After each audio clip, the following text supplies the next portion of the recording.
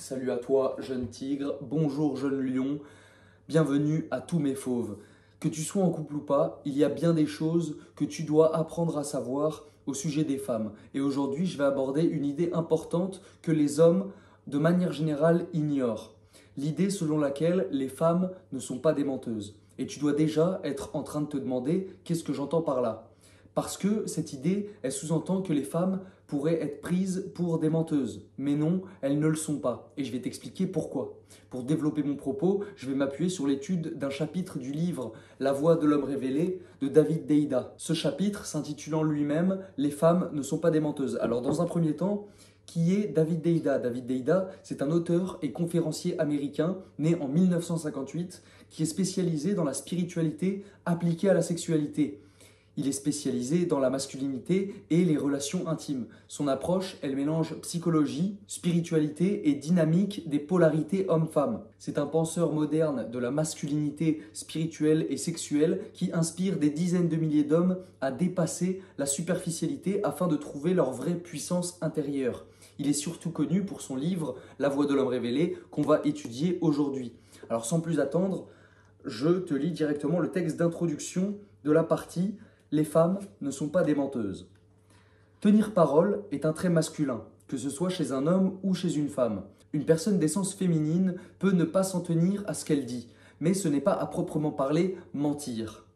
Dans la réalité féminine, les paroles et les faits viennent en seconde position, après les émotions et l'humeur du moment. Quand une femme dit « je te hais » ou « je ne déménagerai jamais à la campagne » ou encore « je n'ai pas envie d'aller au cinéma », ces paroles reflètent plus souvent un sentiment passager qu'une position mûrement réfléchie basée sur les faits et l'expérience.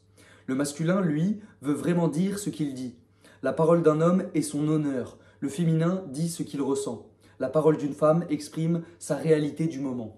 Tout au long de son livre, David Deida il nous donne différentes caractéristiques associées à l'énergie féminine et à l'énergie masculine. Et entendez-moi bien, ici je parle de l'énergie et non pas directement de l'homme ou de la femme. Maintenant, tu te doutes bien dans la logique des choses qu'un homme est censé tendre vers son énergie masculine et qu'une femme est censée tendre vers son énergie féminine. Mais évidemment, en chaque homme, il existe également de l'énergie féminine et en chaque femme de l'énergie masculine. Mais ce n'est pas l'énergie qui domine en eux. À présent, pour ce qui est des caractéristiques ou des idées qu'on associe à l'énergie masculine, on a la direction, le fait de savoir où l'on va. Un homme va d'un point A à un point B, sans passer par quatre chemins. On a la conscience, le fait de rester présent et lucide, et ce même au milieu du chaos, le stoïcisme quelque part. On a la stabilité, ce que je disais juste avant, le fait d'être stoïque.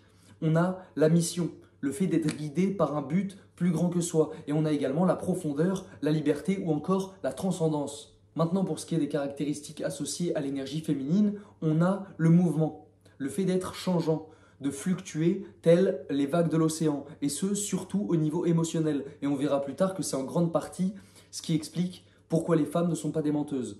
On a également l'intuition, le fait de ressentir les choses avant de les comprendre, de capter des choses invisibles. On a l'ouverture, le fait de s'abandonner, le fait d'accueillir, le fait de recevoir. On a également la célébration, le fait de célébrer l'instant, de jouir du moment, le fait d'avoir du plaisir. Et on a aussi le flux, l'émotion ou encore la créativité. Maintenant que tu sais tout ça, revenons au sujet de la vidéo. De quoi est-ce qu'il est question quand David Deida nous dit que les femmes ne sont pas des menteuses? Eh bien, il est question de communication. Et tu l'auras compris, un homme d'essence masculine et une femme d'essence féminine communiquent différemment. Pour te la faire courte, pour faire simple, un homme d'essence masculine va parler de façon plus directe, va parler de ce qu'il a envie, sans passer par quatre chemins. Il va te dire directement les choses. Tandis qu'une femme d'essence féminine va parler de manière plus indirecte, de manière plus ambiguë, et en fonction de son ressenti du moment. Je te donne un petit exemple pour illustrer. Imaginons que là, ce soit l'après-midi. Toi, tu viens de débaucher avec l'idée d'emmener ta femme au restaurant le soir. Ta femme, elle, c'est son jour de repos. Elle est restée à l'appartement toute la journée, elle t'attendait.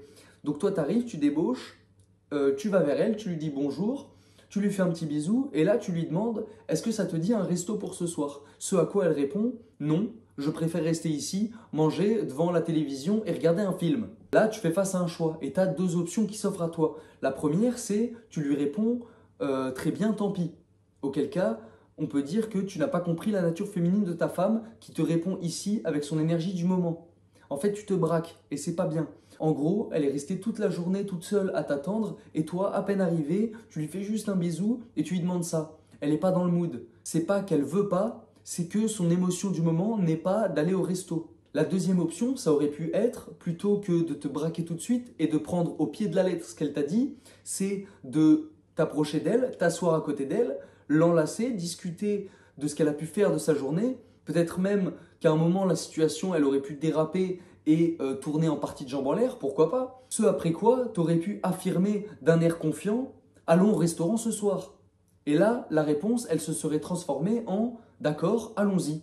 Alors là, l'exemple que je viens de te donner, il est quand même assez simple, assez basique. C'est d'ailleurs un des exemples qui est utilisé par David Deida dans son développement sur cette partie du livre. Mais est-ce que ta femme te mentait quand elle te disait qu'elle ne voulait pas aller au resto? Ben non. Encore une fois, elle a répondu via son essence féminine. Et il te suffisait juste de lui faire don de ton amour masculin, pour qu'elle change d'avis. Il faut bien que tu comprennes que tout ce que te dit une femme n'est pas à prendre au pied de la lettre, dans 80% des cas. Elle parle de façon émotionnelle. Et si elle te donne une réponse X à un moment donné, elle peut tout à fait te donner une réponse Y 5 minutes après, parce que son émotion aura changé. Autre exemple, peut-être plus parlant et plus court, c'est bientôt l'anniversaire de ta femme. Et elle te dit qu'elle s'en fout d'avoir un cadeau. Tu te dis très bien, écoute, je vais faire des économies, je vais rien dépenser pour elle, je vais rien organiser, et de toute façon, elle s'en fout. Donc, voilà, je vais rien faire de spécial. Sauf que une semaine après, son anniversaire est passé, tu lui as rien offert, tu n'as rien organisé, et là, elle te le reproche. Et toi, à ce moment-là, tu te dis, en fait, tu me disais que tu t'en foutais, et là, tu es en train de me reprocher de rien t'avoir offert. Faut savoir. Là, c'est pareil. Est-ce qu'elle t'a menti? Non, elle t'a pas menti. Simplement, sur le moment, elle t'a dit je m'en fous et toi, tu as pris au pied de la lettre. Mais en réalité, elle s'en foutait pas. Il faut que tu apprennes à lire ta femme et à lire les femmes même d'une manière générale et à ne pas lui en vouloir ou à ne pas leur en vouloir quand elles changent d'avis. Au contraire, il faut que tu apprennes à apprécier la subtilité et le climat changeant de ses émotions. Mais pour ça, la relation, elle doit être portée par l'amour et un amour authentique. Pour terminer cette vidéo et être sûr que tu aies bien compris tout ce que je t'explique et le message que David Deida veut nous faire passer à travers son texte, je vais te lire le dernier paragraphe de cette partie. Les femmes ne sont pas des menteuses, même si elles semblent souvent l'être aux yeux des hommes. Voilà pourquoi un homme doit, en dernier ressort, prendre ses propres décisions en s'appuyant sur la vérité la plus profonde qu'il peut concevoir. Sinon, il s'écarte de sa vérité et se plie à ce qu'exprime sa femme à un certain moment. Il finira probablement par lui faire des reproches. Vous devriez écouter ce que votre femme a à dire et évaluer minutieusement la profondeur de ses paroles. Puis, après avoir pleinement pris en considération ses propos, vous prenez ce qui vous paraît être la meilleure décision possible au tréfonds de votre être. Ainsi, si votre femme change d'avis par la suite, vous ne lui en voudrez pas d'avoir contrecarré vos plans. Bien au contraire, vous pourrez apprécier la subtilité de sa sensibilité et le climat changeant de ses émotions. Vous pourrez poursuivre ou modifier vos actions en toute liberté, sachant que votre choix est toujours le meilleur que vous puissiez faire, puisque vous avez pleinement pris en considération la sagesse profonde de votre femme, ainsi que les fluctuations de son expression et de son humeur. Voilà, jeune tigre. Merci d'avoir regardé cette vidéo. Je t'invite à la liker si ça t'a plu, à t'abonner à cette chaîne YouTube pour ne rien rater de ce qui va arriver. Ton destin est entre tes mains, jeune tigre, et je te dis à très vite.